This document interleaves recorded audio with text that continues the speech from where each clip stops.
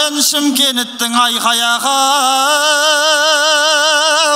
халқы керім сақтаған салты керім, сайраған шежірелі қарты керім, қайнаған хан базар мен арқы керім. Абысыны тату ел сендерсіңдер, бір әулетте болса да 6 келін. Еліңде күміс болат дегенде естіп, ат басын бұрып сізге тартып едім. Ассалаумағалейкум, аман бекен, күмістен де қымбатты алтын елім. Бәйдібекті тудырған батыр елім, Жарқынбекті тудырған жарқын елім. Айқаяға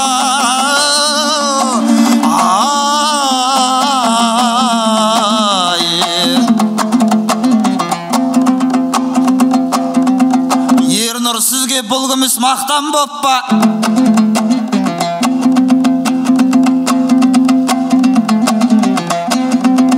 Ақындар ортаңызда шапқан жоқ па? Салауаттай ақынның баласы едің, алтын құрсаған аңыз тапқан жоқ па? Даладан күміс іздеп не істеп жүрсің? Шапқылап осы бүгін топтан топқа. Домбыраның күмісін алтынын да мына сенің әкеңіз тартқан жоқ па? Домбыраның асылы алтыны да әкеңнің шаңырағында жатқан жоқ па? Айқаяға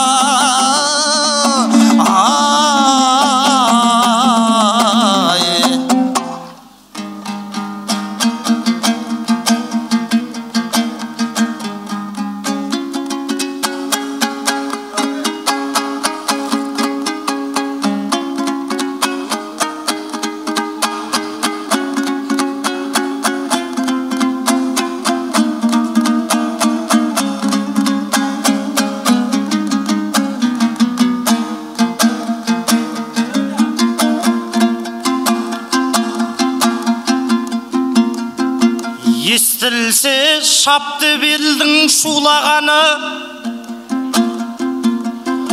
басталар шайырлардың шырғалаңы. Ассалаумағалейкум, жиналған көп танымай тұр мекенсің бұл баланы. Жайықтан жанды қиян келіп тұрмын, жырыммен көмкерсем деп бұл даланы. Асылдың салауаттай сынық едім, жасымнан құмар болған жырға жаны. Әкемнің жандай досы Жәкен туған, жырлайын жақ түскенше бұл қаланы. Атырау Шымкентпен егіздесем жөн болар осы көптің тыңдағаны. Шәмшімен Жұмекенді айтпай кетсем бұл балаң межесінен құр қалады. Әкеме тартқаннан соң Шымкенттен Жәкендей дос қып жүрмін мың баланы. Ағайын өз балам деп қолдаңыздар. Ернұрың сонда жөн ғой жырлағаны. Анамдай жақсы көрем Атырауды, әкемдей жақсы көрем Шымқаланы.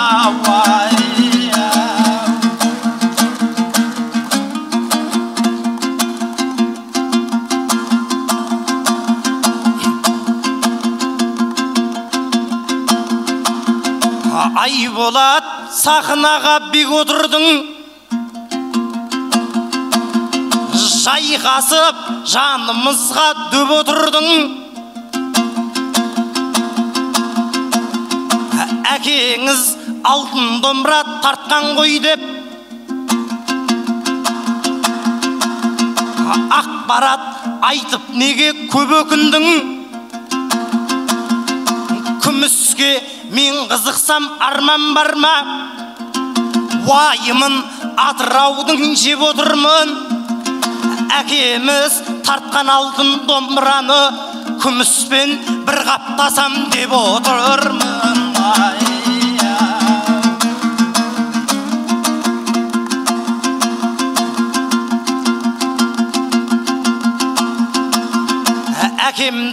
айтып өлең арнағанда, жөн болар жырым дәрмен жалғағанда.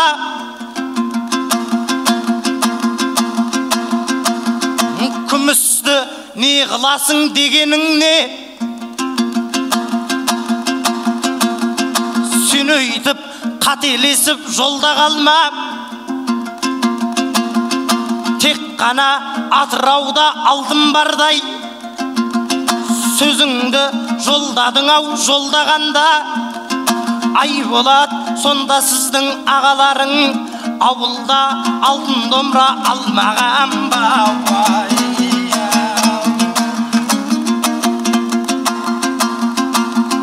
Десеңдір Салауаттың күлігісің, жігітем жастайынан жырым үсін. Тек қана бұл нұрды мақтай берме, Айболат, сен де алтынның сынығысың.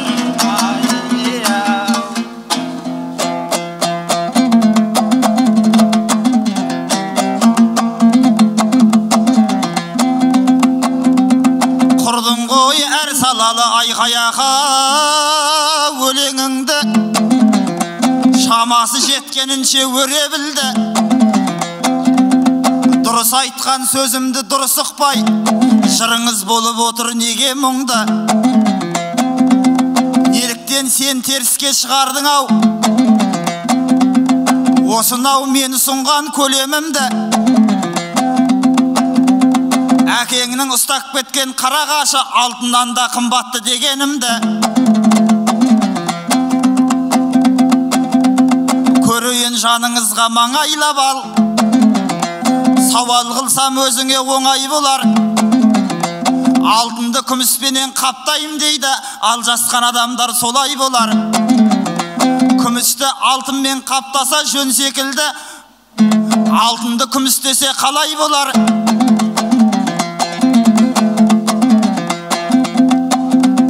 Шымкентім елемес пе, жүректі жаулайтұғын.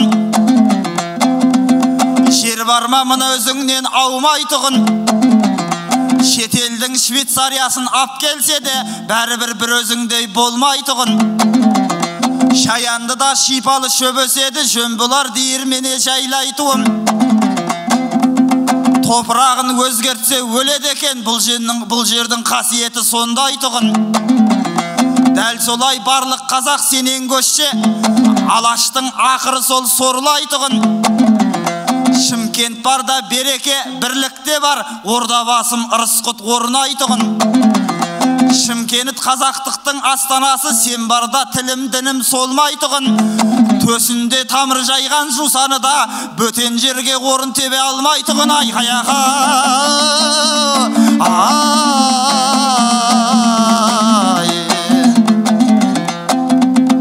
Ернұржан мен айтатын әнді ғыппа, саласың тиісу айтсам саңғылыққа. Сан айтыста әкеңнің атын айтып, жүлдені кетіп едің әй жырыпта. Ендеше бір сауалды қояйыншы, осы жерде жотқан елге ойлығыпта. Жаңа ислам әлейің шыққан кезде Нұрмахан қалған жоқ, Нұрмұхаммед қалмап бет шайлығыпта. Әкесі ақым болған жандар ғана финалға өту деген заңдылық па? Айқаяға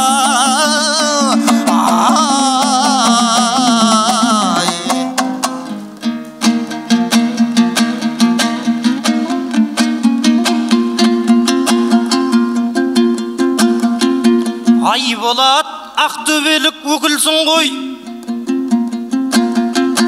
өзіңнің ойлауыңша нөпірсің ғой.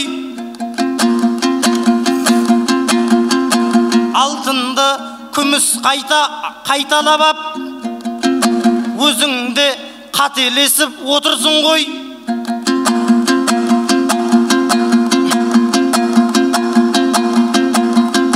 Сен солай алтынды айтып құбылдың ғой, одан соң әкемді айтып ұрындың ғой.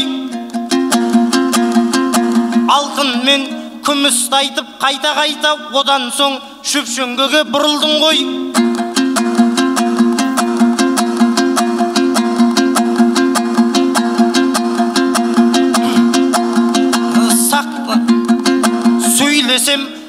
қарсыластың сырын біліп, кетейін елді жырмен жылындырып. Әкемді қайта сөз қып жатсаң да, бірін білмей бірін біліп. Мықты адам болғанымен Абай қанша Құнанбай қорған болған сырын біліп. Сондықтан әкемді көп айта берме, отсаң да бірін білмей бірін біліп. Әкемді айта берсең ендігәрі, әкеңді танытамын қуып жүріп.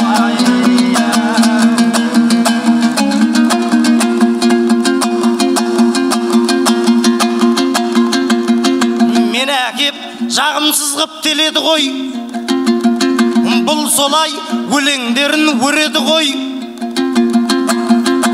Әкесі ақым болған жеңеді деп, бұл балаң сахнаға келеді ғой.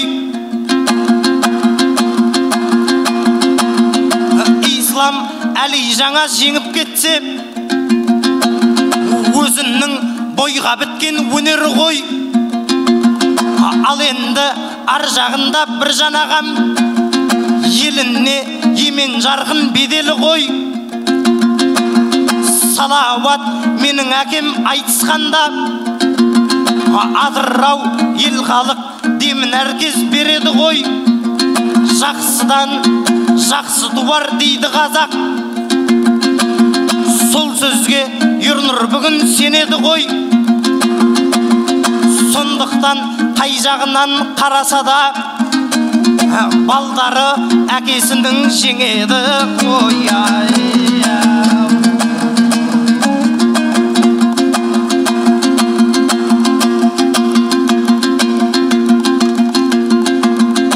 Әкемді айтып көптеп жөн ұқтырдың, назарға айналамды шолып тұрмын. Мен жаңа ел халықпен амандасып, алғанда көп жағдайдан сонықтырдым. Анамдай Атырауды жақсы көрем дегенді көпшілікке дөбіқтірдім. Әкемдей жақсы көрем Шымқаланы, сондықтан өлеңді көп төгіп тұрмын. Әкемді қайта сөз қып жатсаң, мен бүгін желмаядай желіп тұрмын. Бүгінгі айтыстағы әр адамды, бүгінгі айтыстағы Шымкентті өзімнің бір әкем деп келіп тұрмын. Бәрекелді, Елнұр қайыра ғой. Болдау деп есептейміз, я? Қошеметтеп қойыңыздар. 20 минуттай айтысыппыз. Бір шумақпен қайыра ғой. Жырыңыз бола алмады айқай-ақау, тағы да шоқ.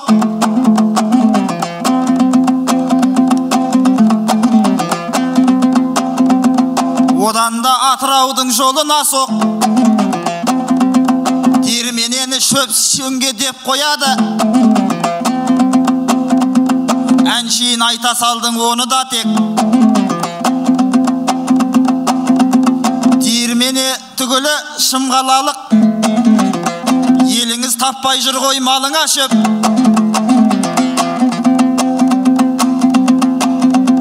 Ал енді ақындарым көңілденсін, Ернұрдай бауырыма өмір берсін. Әкеңді айтыс үшін айтып жатсам, ерсі қылып көрмесін оным делшін. Осымен ал айтысты аяқтайық, Шымкент мына саған төрім берсін. Салауаттай ақынның жолын берсін, Бейсенбайдай ғалымның жолын берсін. Айқай-ақай. Бәрекелді, рахмет. Ал ақындарға қошемет білдіріп қояйық. Елнұржан болды. Аяқтай қояйық.